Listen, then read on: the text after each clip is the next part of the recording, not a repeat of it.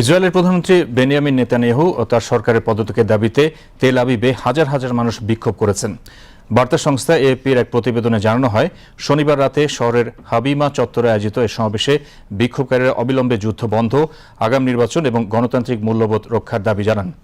Israel Lebanon সীমান্তে সাময়িক যুদ্ধবিরতির পর তেল আবিবে নিরাপত্তা কিছুটা শিথিল হলে সাধারণ মানুষ রাজপথে নেমে আসে।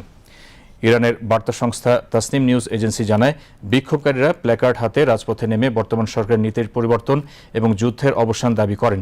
একই সঙ্গে ফিলিস্তিনি ভূমি দখল এবং পশ্চিম তীরে সরকারের আগ্রাসী পরিকল্পনার বিরুদ্ধেও তারা তীব্র প্রতিবাদ জানান।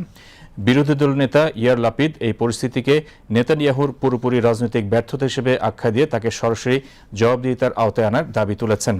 উল্লেখ্য, 2023 সালের 7 অক্টোবরের পরবর্তী পরিস্থিতি মোকাবেলায় সরকারের ব্যর্থতার অভিযোগে গত কয়েক মাস ধরে বিক্ষোভ চলছে। বিশ্লেষকদের মতে, যুদ্ধবিরতির এই সময়ে জনদাবির চাপ নেতানিয়াহুর সরকারের উপর অভ্যন্তরীণ রাজনৈতিক চাপ আরও বাড়িয়ে তুলেছে।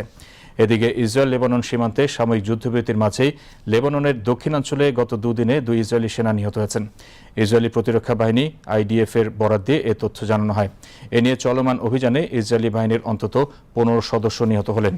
আইডিএফ এর ওয়েবসাইটে জানানো হয়েছে, শনিবার সার্জেন্ট ফার্স্ট ক্লাস লিডর পোরাত নিহত হন। এর আগের দিন শুক্রবার মারা যান সার্জেন্ট মেজর বারাক কালফন। এই দুটি ঘটনায় আরও 12 সেনা আহত হয়েছেন বলে আইডিএফ নিশ্চিত করেছে। তবে ঘটনাগুলোর বিস্তারিত জানানো হয়নি। এদিকে ফরাসি প্রেসিডেন্ট এমানুয়েল ম্যাক্রো জানান, লেবাননে শনিবার জাতিসংঘ শান্তিরক্ষী বাহিনীর একজন ফরাসি সদস্য নিহত হয়েছেন।